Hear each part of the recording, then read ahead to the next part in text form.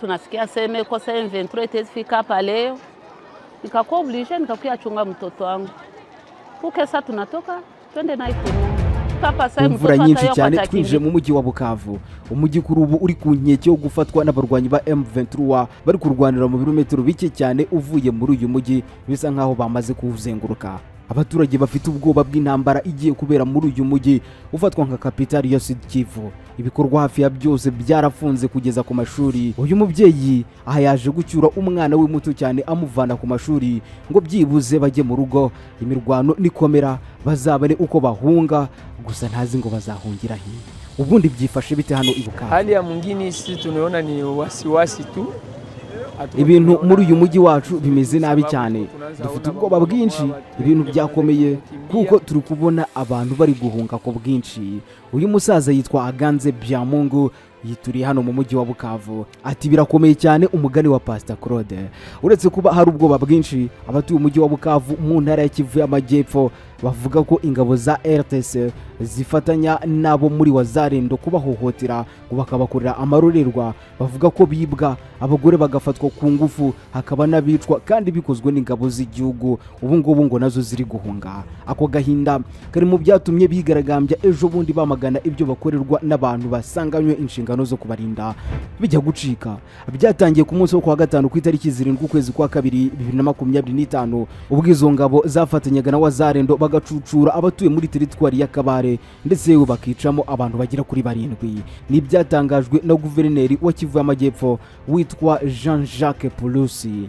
Uwo mubare ariko kandi si wo utangazwa na societe civile yo muri ako gace, kuko yo ivuga ko bishwe ari abaturage bagera ku 9. Urwo rugomo kandi bwarakeye rugera no mu mujyi wa Bukavu, aho bagizi ba nabi basahuye amaduka y'abacuruzi bakomeye banirara mu masoko yari yaremye muri icyo gice. Abatuye ibyo bice bakavuga ko ingabo za RDC nabo muri wazarendo aribo bava ku rugamba bari kurwana na M23 bakaza kubiba kugira ngo n'ubundi babone icyo kurya, imyambaro, imiti n'ibindi. Mu rwego rwo gutakambira ubuyobozi bagiye kwigaragambiriza imbere y'ibiro bya guverineri bamusaba kugira icyo yakora kugira ngo n'ubundi urugomo bakorerwa na rwo ruhagarare.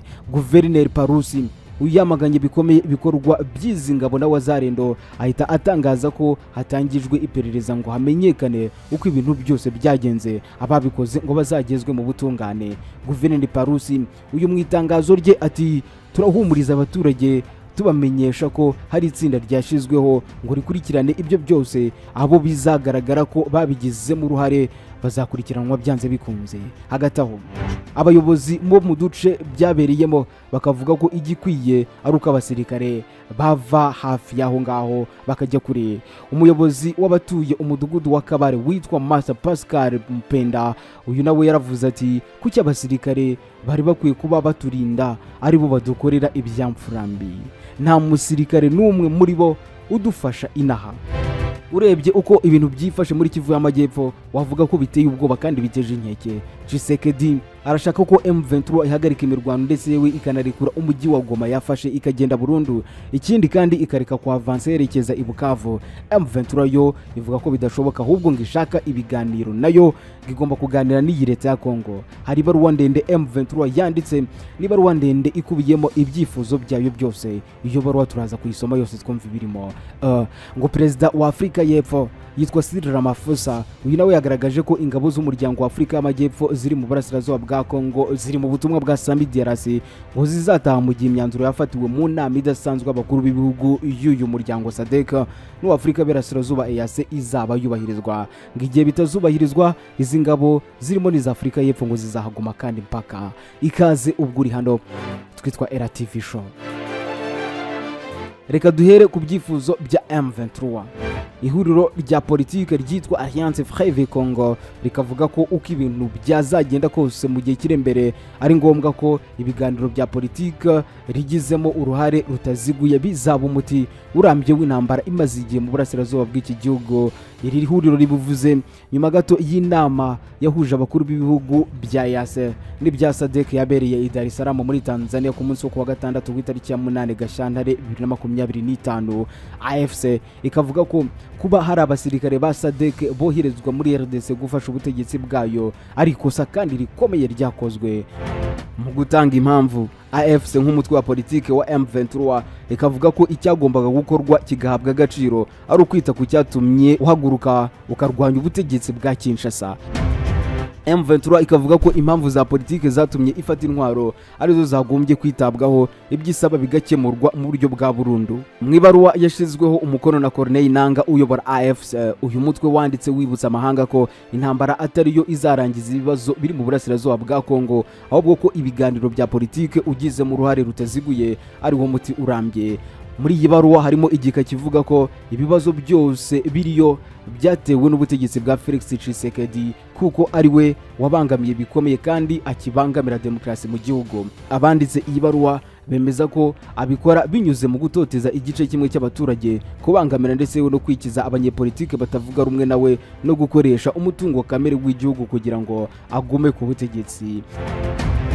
Bavuga ko muri uwo mujyi SADC nayo yahisemo gukorana nabo yiyumvamo barimo nabo muri FDLR, Force Démocratique des Libérations du Rwanda. Uyu rero ukaba ari n'umutwe wakoze genocide yakorewe abatutsi mu Rwanda, nabo bahuje ingengabitekerezo yayo abariho hose ku isi. Iyo FDLR yanavuzwe cyane muri raporo nyinshi cyane ko yica abaturage ba RDC bo mu bwoko bw'abatutsi by'umwihariko bavuga ikinyarwanda. Abo muri AFC bakemeza ko ubutegetsi bwa Kisekedi bwahisemo gukoresha umutungo kamere wa RDC mu gushyira mu bikorwa imigambi ye yose. Uyu mutungo kamere bavuga n'uwo mu birombe by'amabuye y'agaciro byo mu ntara za Ituri ndetse we na Rwaraba.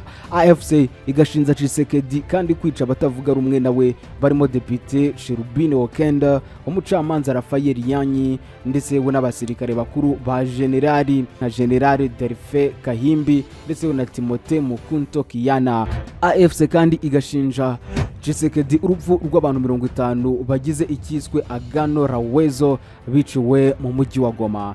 Mwe baruwa ya AFC kandi bamagana ubutegetsi bwa Kisekedi ngo bwakoranye kandi bugikorana n'abacancuro baza kwica bene igihugu bakishyurwa na leta. Nubwo abo muri SADC bavuga ko bohereje ingabo muri Repubulika ya Demokarasi ya Kongo mu rwego rwo gutabarana kw'ibihugu biyigize, AFC ikavuga ko itagizwe n'abantu bateye igihugu ahubwo ari abaturage baharanira ko uburenganzira bwabo bwubahirizwa kandi ko n'itegeko nshinga ribibemerera.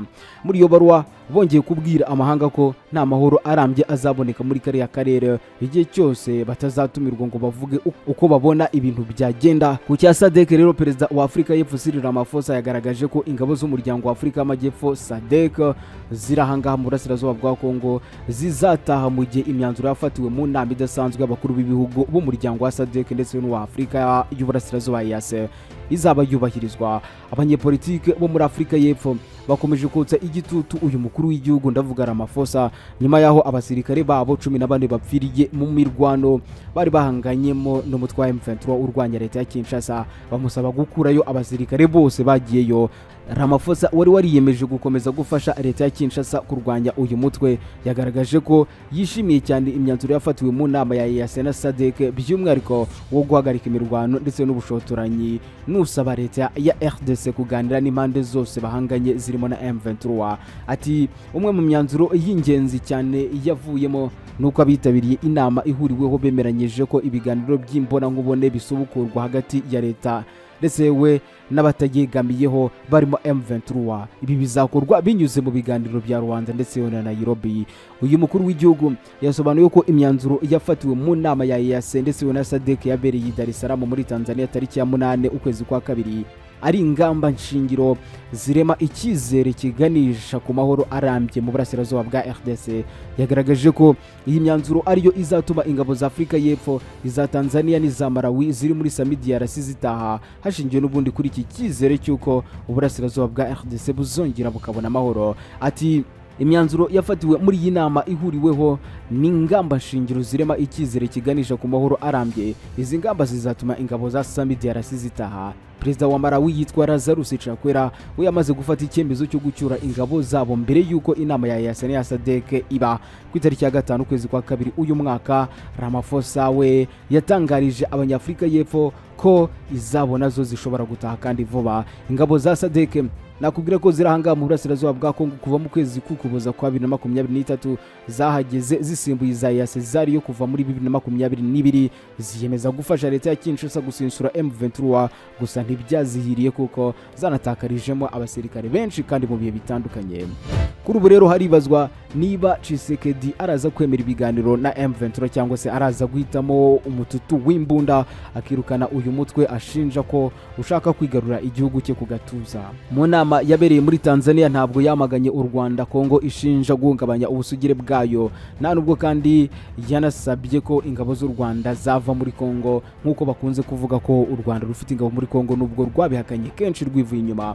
Ahubwo muri iyi nama icyabaye habaye gushimangira inzira zombi z'amahoro hagamijwe n'ubundi kunoza ubwuzuzanye, maze itegeka abaperezida barimo Joao Lorenzo ndetse na Uhuru Kenyatta wa Kenya kuzayobora ibi biganiro by'amahoro. Muri urwo rwego abayobozi ba SADC na EAC batanze igitekerezo cyo kongeramo abandi bahuza harimo abo mu tundi turere twa Afurika kugira ngo n'ubundi bashyigikire inzira y'amahoro. Itangazo rya nyuma rigira riti inama ihuriweho yategetse ko hasubukurwa imishikirano y'ibiganiro bitaziguye n'impande zose zaba za leta ndetse n'izitari za leta, igisirikare n'abatari abasirikare harimo na M23 mu rwego rwa Rwanda na Nairobi. Hagati aho inyeshyamba za M23 zizaguma mu birindiro byazo kuko hatemejwe kuva mu bice zirimo, nta gutanga ibisobanuro birambuye. Iyi nama yo muri Tanzania yanategetse ko hashyirwaho n'uburyo bwo gutangira kuvana muri Kongo ingabo z'amahanga zitatumiwe kandi bigashyirwa mu bikorwa. Reka nsorezeho ariko kandi nkwibariza akabazo kamwe, ese ubutegetsi bwa RDC bwahakanye kuganira na M23 kuva yubura imirwano kuri iyi nshuro buraza kwemera kuganira nyuma yo gutakaza igice kinini cya Kivu y'Amajyaruguru harimo n'umurwa mukuru wa Goma, kandi izi nyeshyamba zikaba zinasatira n'umujyi ukomeye muri Kivu y'Amajyepfo, umujyi wa Bukavu, cyangwa buraza gukomeza intambara, na cyane ko perezida Kisekedi yanze kwitabira inama yahuje EAC na SADC niya nama yigaga ku kibazo cy'umutekano mu gihugu cye muri Tanzania. Nukubitega amaso birumvikana na uze kumbwira muri komenti uko byumva. Ni nuko nsoje Jackson Semahoro niko nitwa.